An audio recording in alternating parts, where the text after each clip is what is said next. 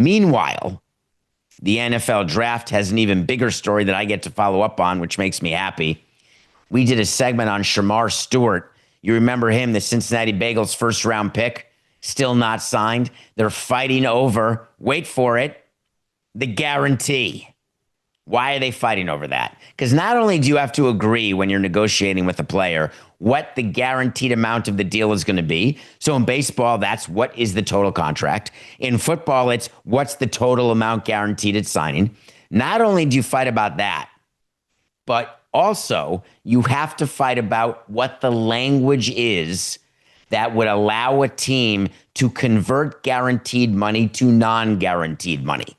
In baseball, it's the same thing. It's called the guarantee clause. Here's the 20 things you can't do. Don't be convicted or accused of a felony. Don't ride a motorcycle. All the different prohibited activities or prohibited things. Don't bring shame upon our organization. Quick hint and note to players and agents.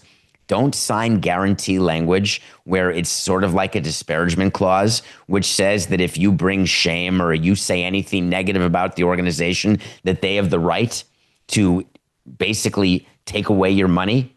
Here's why you should never sign a clause like that, because what a fight that could lead to. I could say something like, I don't like breakfast at Meadowlark. And if I had a clause in my contract that called for me disparaging or saying something against Meadowlark Media, they could call me up and say, you said you don't like the eggs? Well, we are taking away your contract. And I would say, I was talking about eggs. That was not a material disparagement. No one cares what the quality of your eggs is. But there's now a fight.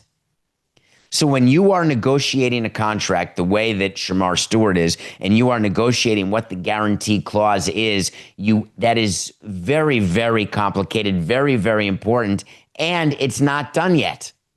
So what Stewart is doing is he's working out at Texas A&M. And one of our friends, Bud Elliott, came up with the thought, well, wait a minute.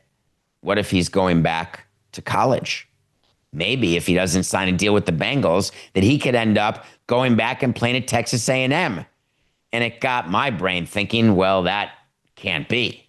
Because once you get drafted, you're property of the team who drafts you. You've lost your amateur status. You cannot go back to college. That's the whole point of declaring for the draft and then being drafted. And then I said, uh-oh, everything's changed now. Because the college players aren't amateurs. They're all getting paid NIL money. So it may be a way better situation because the guaranteed clause for the NIL deal at Texas A&M may be better than the guaranteed clause with the Cincinnati Bengals.